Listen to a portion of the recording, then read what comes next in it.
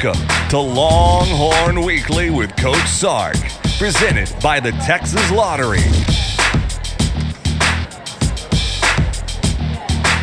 Hello again, everybody, and welcome to another edition of Longhorn Weekly with Coach Sark. Texas Longhorns 1-0, and we welcome you back here to Pluckers, the West Campus location here in Austin for our program, which is brought to you by the Texas Lottery as well. 1-0 always has a nice ring to it, doesn't it? It sure does. It's a lot better than 0-1, I can say that. But no, it was what an awesome day, wasn't it? Great turnout from the crowd. For as hot as it was, the energy was electric. I thought our guys came out and overcame a little kind of early jitters and performed well for 4 quarters. And it would have been, I guess, reasonable to expect maybe the guys might be feeling a little bit of jitters with a full stadium for the first time. I mean, that hit everybody, I thought, in a big way. I think so. And some of the stuff when you look at it, we didn't fit a couple runs really well early in the game. The big punt return for the touchdown, we get a block in the back and we have kind of a foolish penalty, crackback blocking, which our guys know we've been teaching since day one you can't do. And then just a lack of execution the first 3 plays offensively. So what I loved was our ability to settle down, our ability to kind of just recalibrate, get ourselves settled in.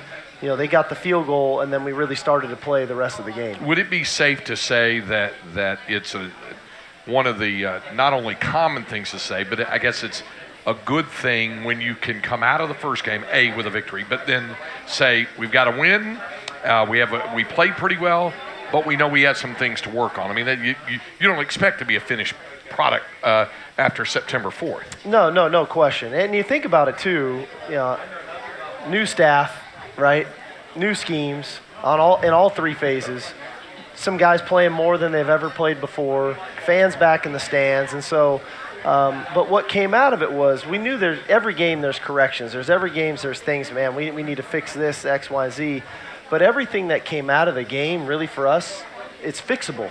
And that's the beauty of it. It's like, okay, we can hone in on these things, and whether they all get fixed perfectly this week, I don't know. But if we can start chopping wood at those things and cleaning some things up, we should play even a better brand of football. I know you were asked this in the press conference on Monday. You weren't exactly shocked by anything you saw, certainly even really significantly surprised, right, by what you saw? Good, really, bad, indifferent, whatever. Really wasn't. I was probably the most disappointed in the penalties. I think we got called for 3 holding penalties on the offensive line and tight ends. I shouldn't put it all on the O-line.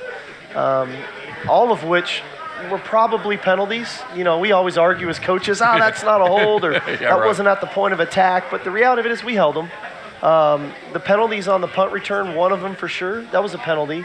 The roughing the quarterback, that was a penalty. So those things are controllable for us, that we can fix those things up. And not only do they change points on the scoreboard, not only do they change field position, but they change circumstances in the game.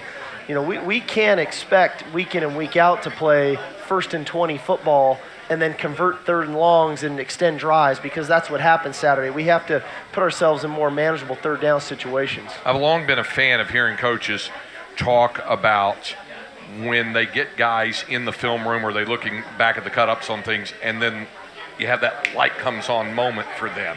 And I've always been curious to get the thoughts of coaches. Do you see some of that? Did you see some of that from your guys? Not necessarily just exclusive to the penalties, but other little mistakes here and there that they see it, the big eye in the sky doesn't lie, they see it on tape, and all of a sudden then it registers a little better. Well, I would agree, but I also think as coaches, we get what we emphasize. Yeah. And, sometimes some of those things that maybe came up, maybe we weren't emphasizing as much as coaches. So we have to shoulder that too.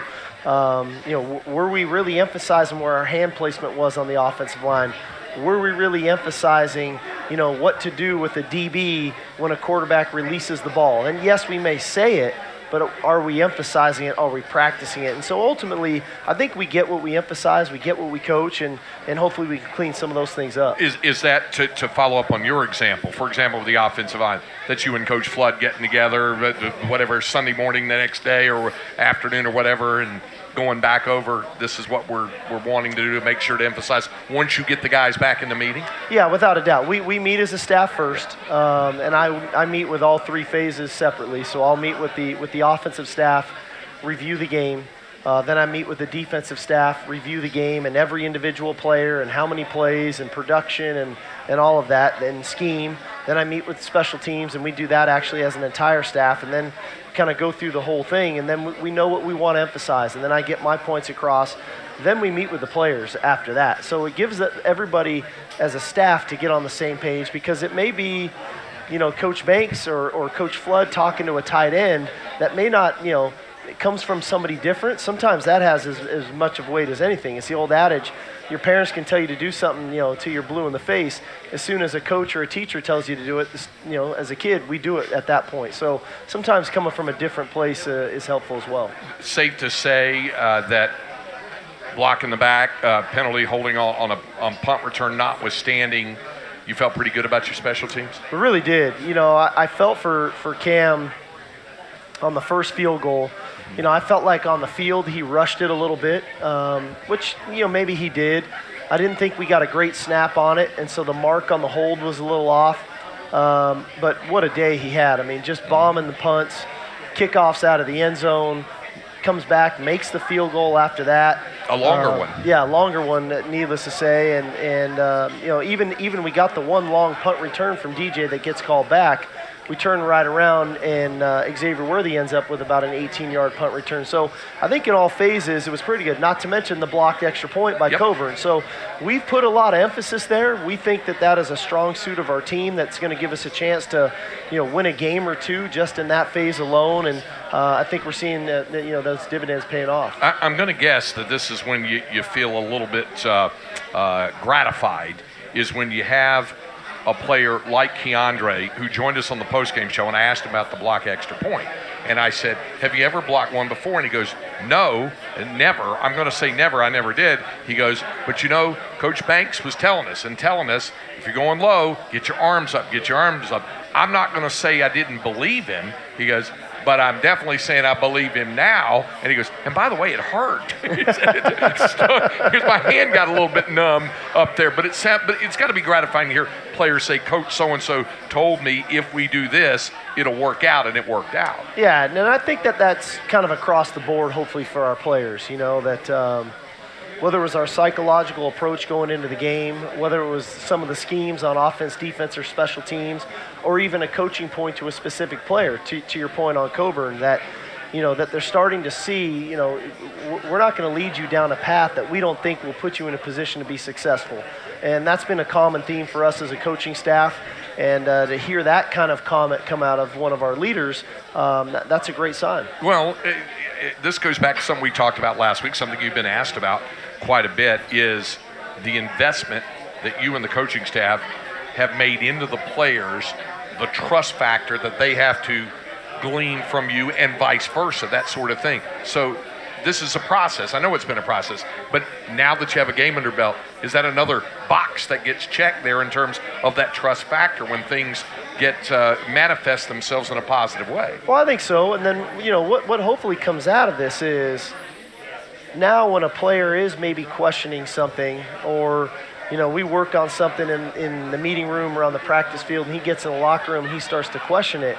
One of those guys that has really started to figure out, hey, I can trust the coaches. He told me X, Y, and Z, and it came true.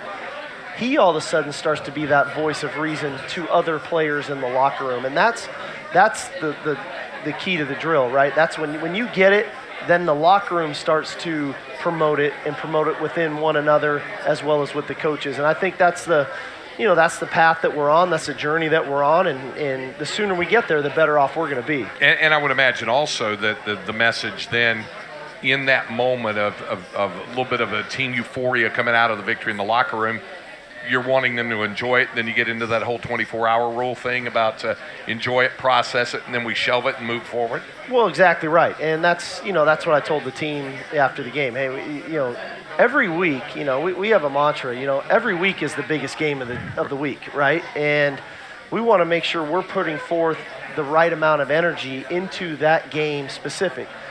And part of that is you got to enjoy the opportunity that we have, and that we played a good game at our home stadium in front of our fans. We won the ball game, but when we get back to work, all right, we're going to celebrate the guys that played good, the scout team players that played good, and so on and so forth. But we're also then going to make the transition. And all that happens in one meeting. And we literally put one game to bed, and we open up a new chapter to the season, which is the next week's ball game. And then we got to start reinflating our balloon. We've talked a lot about the team. You go into a game and your balloon is full, and that thing it's got the right amount of pressure. It doesn't pop because there's too much pressure. It's the right amount of pressure. But by the end of the game, that balloon almost deflates itself, right? And we got to make sure we reinflate that balloon for the next Saturday, because we don't want to come out flat. But again, we don't want the pressure to be too much. And so that's been the messaging this week that we understand. It's a new week. We got to reinflate the balloon, and come Saturday at 6 o'clock, that balloon's got to be just right for us to go out and perform. So then I would take it, then you felt that you saw that in your guys' eyes when they came back to work Sunday, when they came back to the field house on Sunday, about being able to process it and move forward. They were eager to get back to work? Well, it's Monday morning. That's right, Monday. We go Monday right, mornings, right. And they sure seem like it. And they seem really intent. They know we're getting ready to play a really good opponent on the road from the Southeastern Conference, a traditional, old school rival from the Southwest Conference. They recognized it all. And we've had some really good practices. I mean, Tuesday and Wednesday for us, as you know, are our most difficult days, and they're tough, they're hard. We make them that way so that we can play really well Saturday, and I think the guys understand all of that. So they've put in the work. We've got to start polishing up here tomorrow and Friday to get ourselves ready to go. All right, coming up, we'll talk more about this particular Longhorn team. We'll more look back at the win over Louisiana, and we'll be looking ahead to the matchup with the Arkansas Razorbacks. I want to remind Longhorn fans that luck happens with the Texas Lottery. Congratulations to Deborah Gonzalez, who won Longhorn prizes and Texas Lottery scratch tickets. Luck could happen to you too. Play Texas Lottery today. This is Longhorn Weekly with head coach Steve Sarkisian. Longhorn Weekly with Coach Sark from Plucker's, the West Campus location, presented by the Texas Lottery. Will continue here on the Longhorn Network and all across the state of Texas on the Longhorn Radio Network from Learfield. Longhorn Weekly with Coach Sark is presented by the Texas Lottery, celebrating 30 years of winning. Play today. And in part by Plucker's Wing Bar. If you don't like our wings, we'll give you the bird.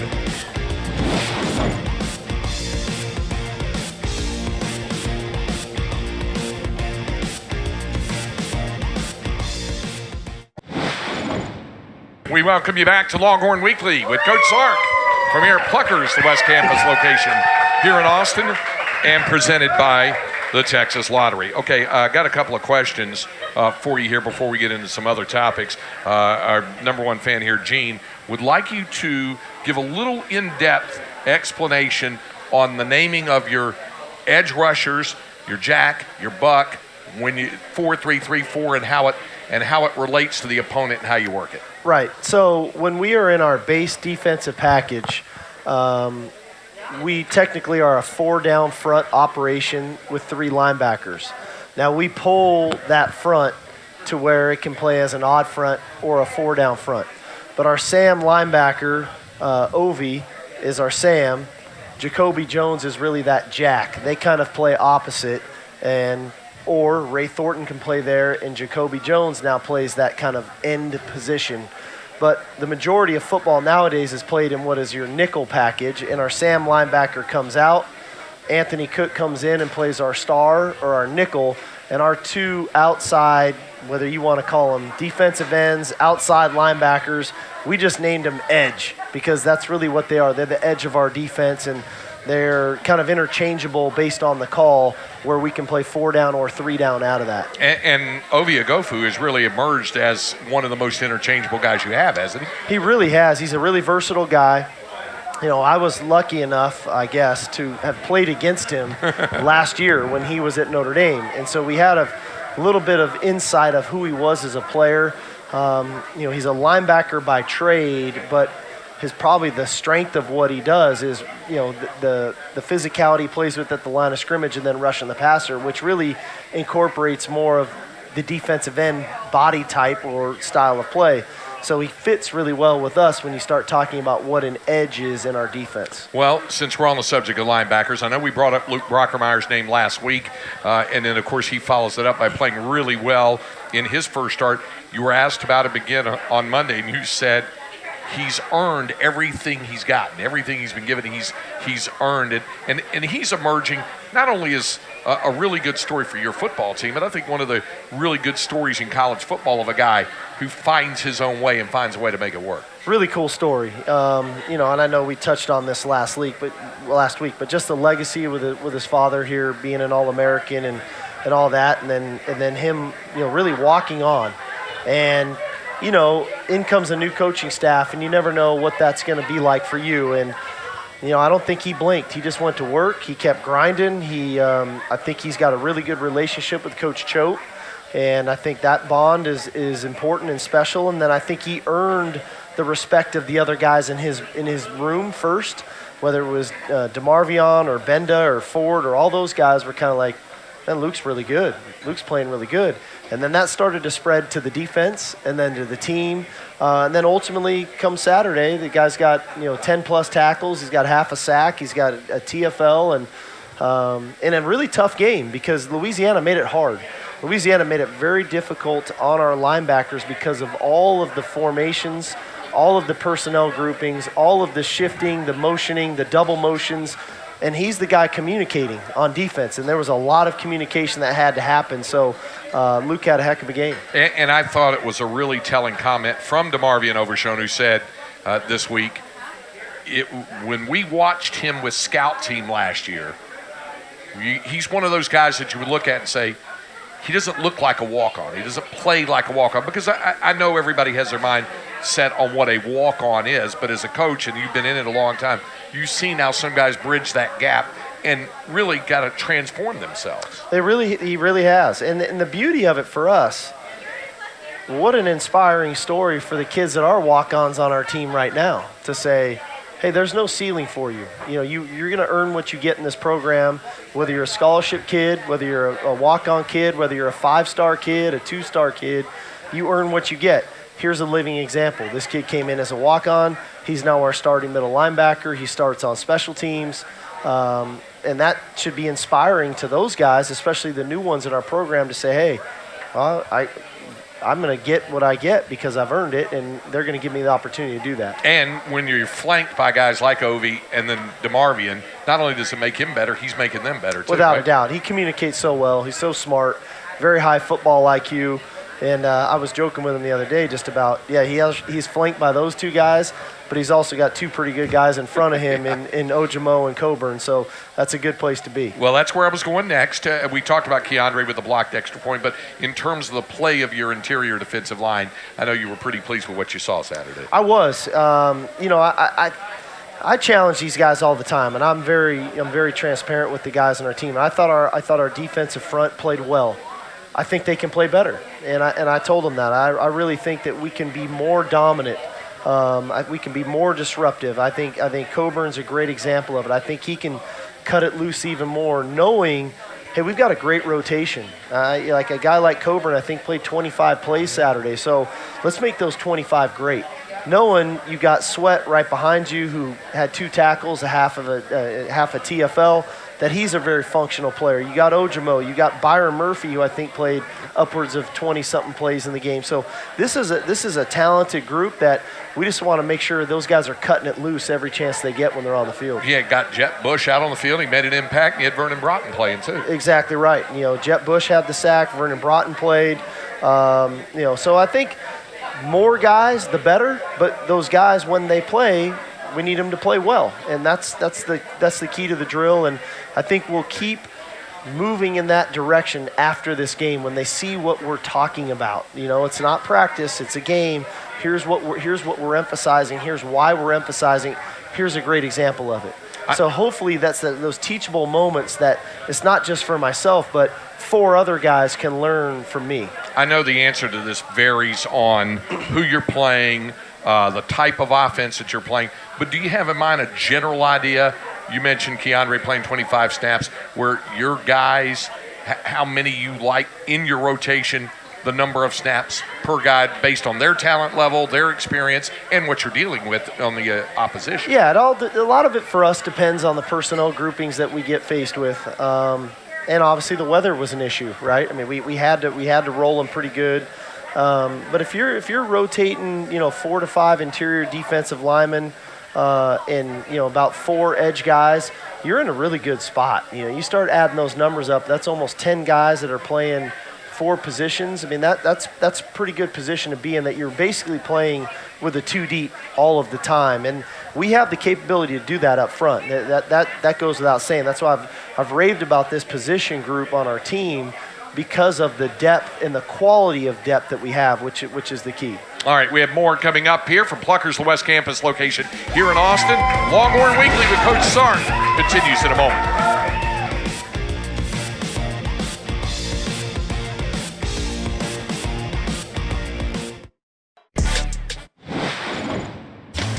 From the shotgun on 2nd and 5 from the 7. Turns, hands again to Robinson. Bijan started right to the middle, to the goal line. Touchdown, Texas. Bijan Robinson. Stunner step, started right and drove it right up the middle and across for the score. We welcome you back to Longhorn Weekly with Coach Sark from Pluckers, the West Campus location here in Austin, and presented by the Texas Lottery. If there was going to be one known factor that folks probably could have expected to see that definitely manifested itself on Saturday, I think it was seeing Bijan Robinson get off to a really good start. He really did. He kind of kick-started us after that first drive, and we kind of stumbled around. He kind of got us going. He popped the one run, and then obviously, had the touchdown catch right there, which, to go back to something we were talking about earlier, we were trying to explain to the guys, okay, we're gonna run this shift, and we're gonna motion the back, and there's a pretty good chance you're not going to get covered. I don't think they really believed it, and then Bijan scores, and he walked off. He goes, you told me I was going to be wide open. I said, well, that's good. Trust me. Just keep trusting me, man. Just keep running what we're doing. But he had a heck of a game. And talking to him post-game, he's always one of the first to bring along his other guys, talking about Roshan, talking about Keelan and the contributions they made. He said, it's our brotherhood. And he said he was really proud of the contributions those two made. Really did, because when you look at all 3 of those guys, when you start tallying up the number of carries, the catches out of the backfield, they had a really big role in this game. And Keelan's been a great addition for us, being a transfer from Alabama.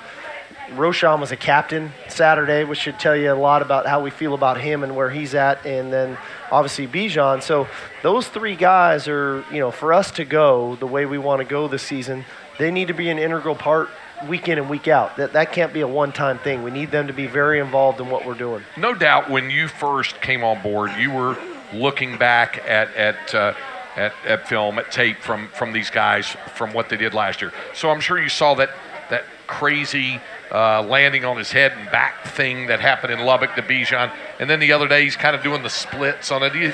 You wonder about a guy, the elasticity of a guy like that to be able to have his body contort like that and then get up and go back to work. I'm going to say I'm somewhere in the middle. I can't do what he just did. I can't do those splits or land on my head and be okay. And I could never use that vocabulary of elasticity. I'll tell you that either. So I'm kind of that guy in the middle, hopefully. But no, I mean, incredible. All these kids are. When you think about all the work they do on their body, whether it's lifting, stretching, running, Pilates, yoga. I mean, there's so much, eating right, sleeping right. I mean, there's so much that goes into it. Goes all the way back to why we want to embrace the moment. We only get so many game days in football. This isn't baseball or basketball where you're playing 30, 40, 50 games. We get 14 all year. And so we got to make sure that we enjoy it when we get there, because these guys put in too much work to not enjoy that moment. And so for them to have that in their opener here Saturday was really cool. Toward that end, the nutrition, the sports science, the conditioning, which is just vastly different than even a few years ago, let alone say back when you played at BYU or even in the time in between, the leaps and bounds that sports nutrition and sports science have made. It's been really interesting to watch how these guys then have to adopt that and adapt that to their own personal growth. Well, without a doubt. I had a long talk with the team about this probably about a week or so into camp. we are investing all that we can invest into them personally, whether it's physically, mentally, emotionally, schematically, fundamentally, in every avenue, nutrition. You hit on them all. But the only way all that's going to really work for you as an individual player is if you invest in yourself. Because at some point, you're walking out of our complex and you've got the next 12 hours to yourself. And so if you're not committed to that investment, then all the work that we're putting into you is really for naught, And I think more and more kind of our guys are starting to understand the value in taking care of themselves so that when we take care of them on our end, man, that's a win-win, and that's when you've got a really, fine-tuned player ready to go get after it every Saturday. And they're ready to go after it and get after it in the tank and have a good meal, right? That's right. Yeah, that works too. Yeah, okay. All right, coming up, we'll get to some of your questions as well from here inside the restaurant. Want to remind Longhorn fans to come support the Longhorns this Texas OU weekend starting Friday, October 8th at the 33rd annual Get Teed Off at OU Golf Tournament to the Bash before the Clash and the tailgate at the fairgrounds. Round up your Longhorn friends and don't miss out. Go to DallasTexasExes.org for more information. Longhorn Weekly with Coach Sark, presented by the Texas Lottery. We'll continue from here in Pluckers on the Longhorn Network and the Longhorn Radio Network from Learfield.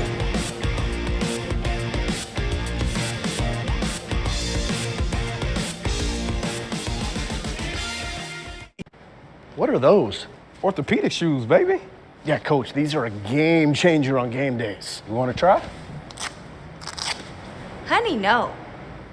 The whole squad came to play. It's game day. Hey, Coach, what drew you to the University of Texas?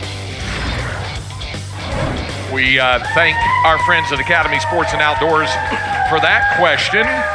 So it's a simple question, but it probably brings about a complex answer. What drew you to the University of Texas?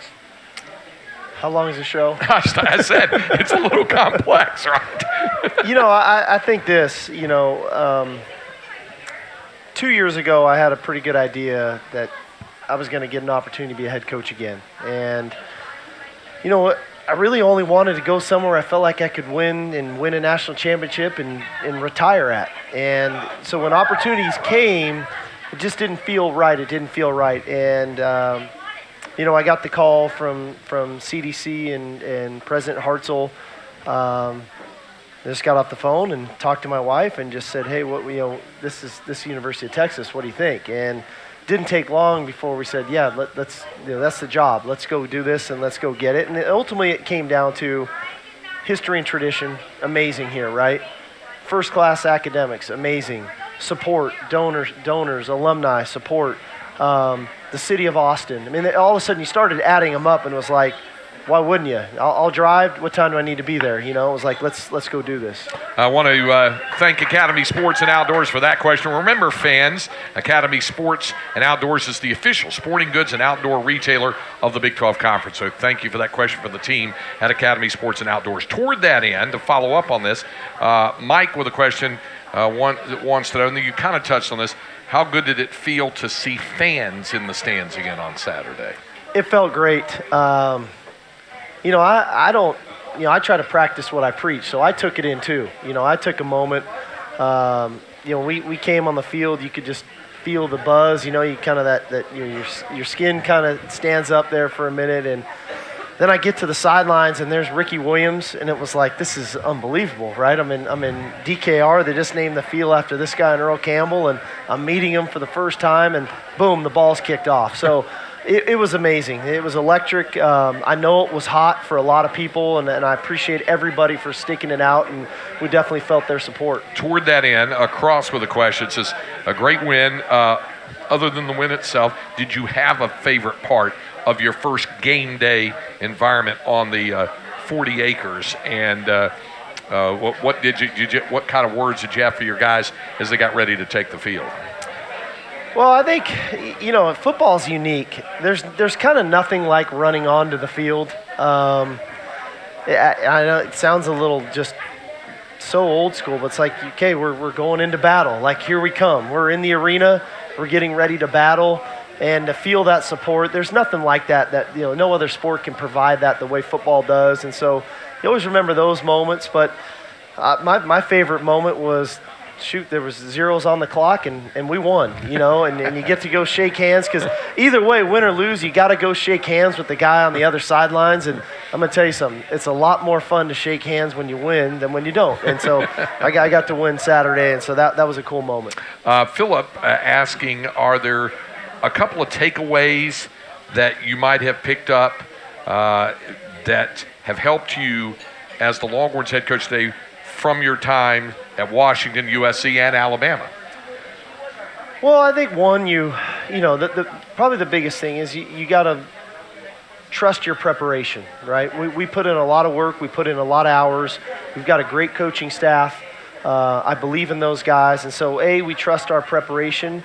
But B, you have to be willing to make the adjustments. And football is about adjustments. And you got to have the people on your staff that have the ability to make adjustments and then have the ability to convey that to the players. And so those are probably the two things. One is you got to trust the preparation you put in, but two, you got to be willing to make those necessary adjustments in game that give your players the best chance to be successful. All right, coming up, we'll have some more questions from you, the fans, as we continue here from Pluckers, the West Campus location. Hey, want to remind you to register free at texassports.com/Texas Farm Bureau for your chance to win tickets to home games all season and to be entered to win a grand prize trip for two to the Longhorns Bowl game courtesy of Texas Farm Bureau Insurance. That's texassports.com/Texas Farm Bureau. Good luck. Longhorn Weekly with head coach Steve Sarkisian from here at Pluckers, the West Campus location, and presented by the Texas Lottery continues in a moment.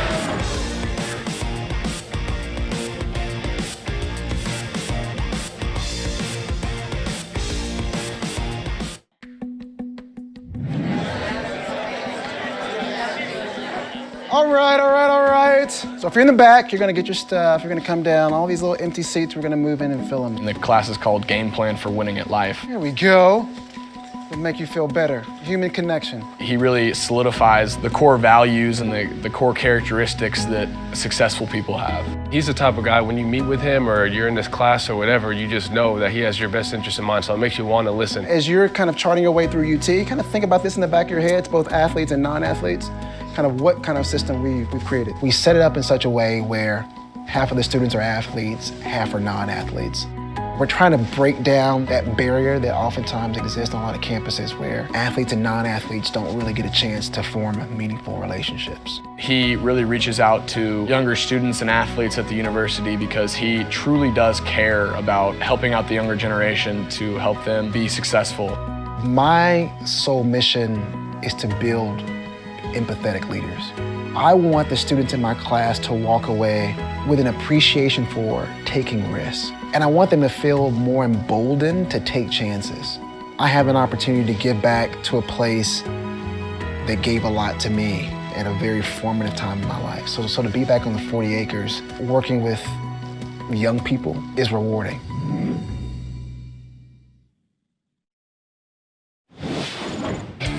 Short side of the field, a double tight end set with Gunnar Helm and Cade Brewer. Roshan Johnson offset to the right side of Hudson Card. Third down and goal. And his Card, zone read keeper, in for the touchdown. Hudson Card has his first rushing touchdown as a Texas Longhorn. Second down and 5. Quickly to the line of scrimmage. Thompson the snap. Swings it out right side of Whittington. Jordan's got to make a man miss. Does. Inside the 10. To the 5. Touchdown, Texas. Jordan Whittington. Had to make one guy miss. He did. And then finished it into the end zone. A 14-yard catch and run for the Texas touchdown.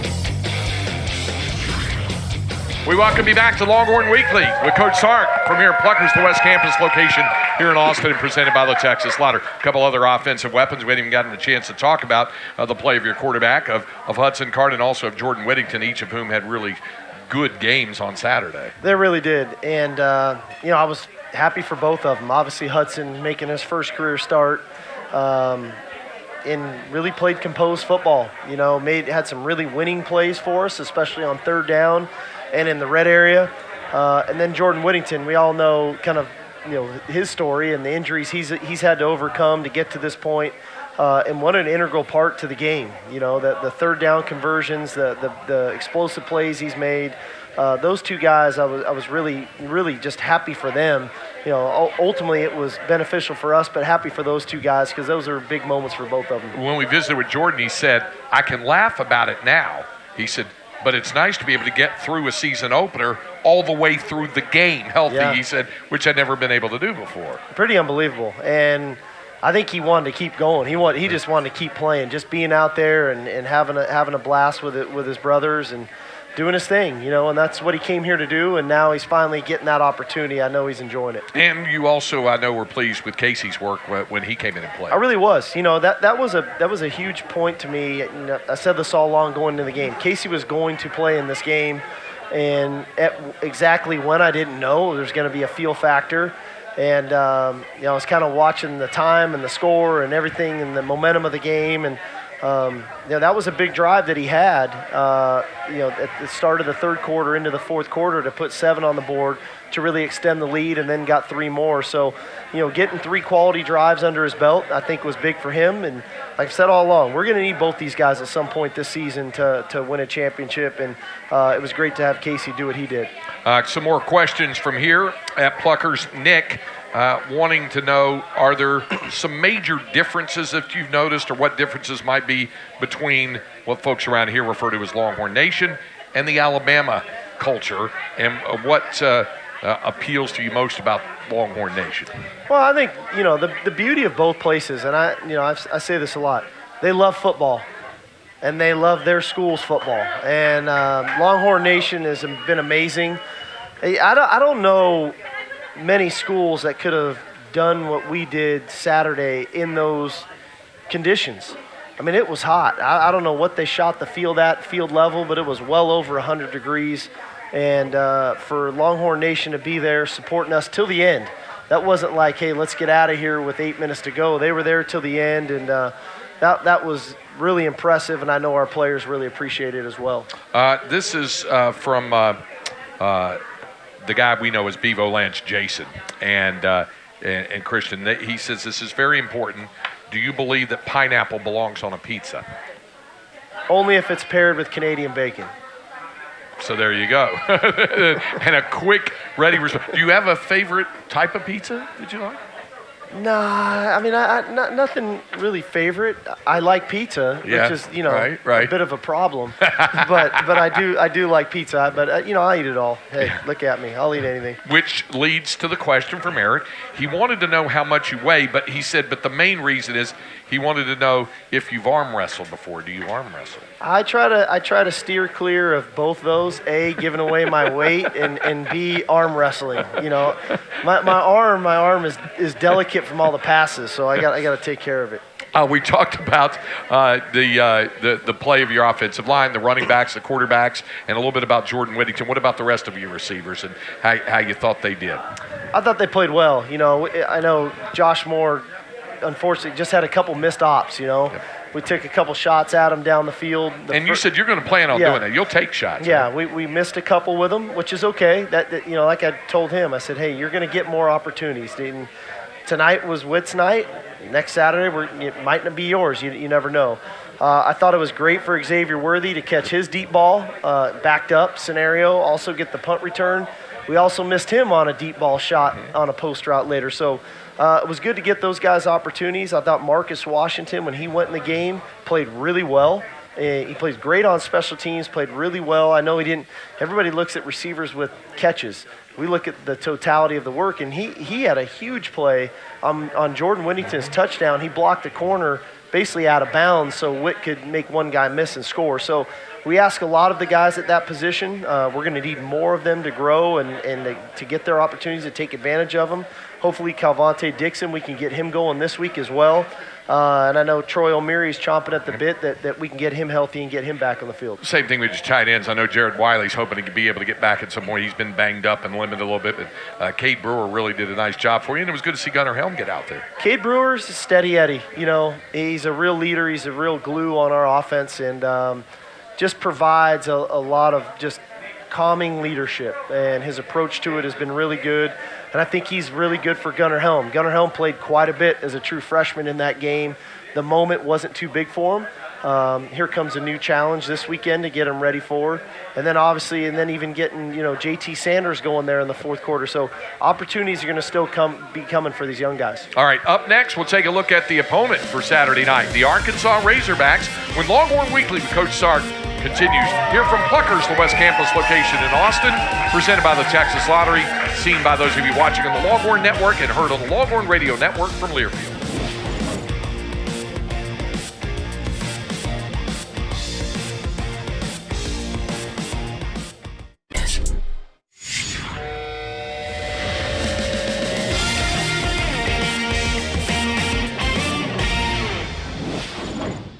We welcome you back to Longhorn Weekly with Coach Sark from here at Pluckers, the West Campus location here in Austin, presented by the Texas Lottery.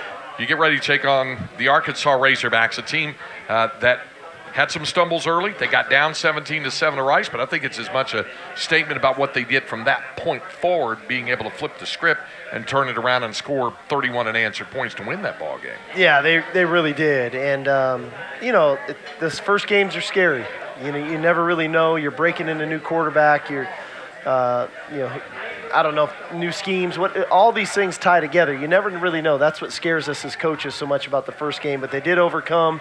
I give Rice a lot of credit. They were battling. They were playing hard, but it was a heck of a game that Arkansas obviously pulled away in. By the way, I guess because that's your next two opponents, you kind of get a little double benefit from being able to see Rice against Arkansas as well as Arkansas against Rice. That's right. That's exactly right. And like I said, Rice played hard, and they had chances in the game.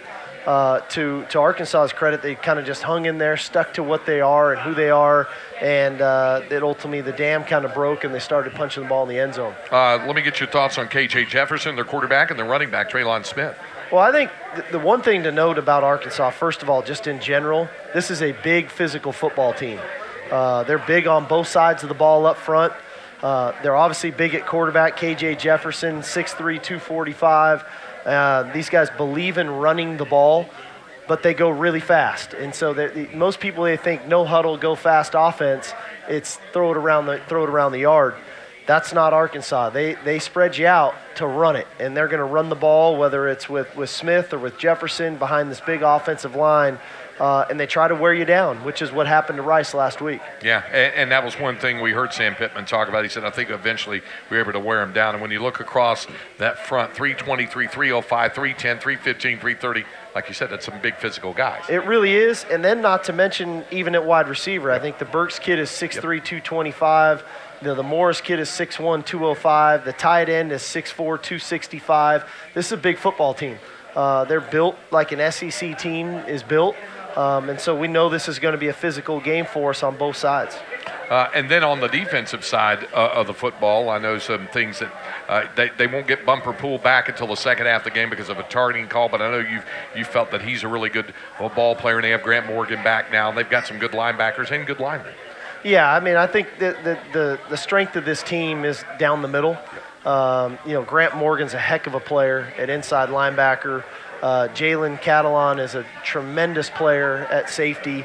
Bumper Poole's a great player at the other inside linebacker spot. So the strength of this team is down the middle. I think they rely on those three guys to make a lot of the plays for them, and that's not to take away anything from everybody else. They're good up front. They've got some transfers and guys that have come into the program. I think they've got 3 different transfers that are starting up front for them. So they look different than they looked a year ago. So they're better up front. They got 3 really good playmakers down the middle of their defense, and they're really well coached. Coach Barry Odom's a tremendous defensive coordinator, former head coach at Missouri, makes really good adjustments from week to week. So we're going to have to be prepared for anything that could be new, and then new things that happen in-game, because he's not just going to stand still. He's going to make the adjustments based off of what you're doing. So it'll be a good task for us as coaches, and it's going to be a really good task for our players. All right, coming up, we'll be back with a few final notes, and we'll wrap up this week's edition of Longhorn Weekly with Coach Sark, presented by the Texas Lottery from here at Pluckers, the West Campus location here in Austin, where we continue tomorrow.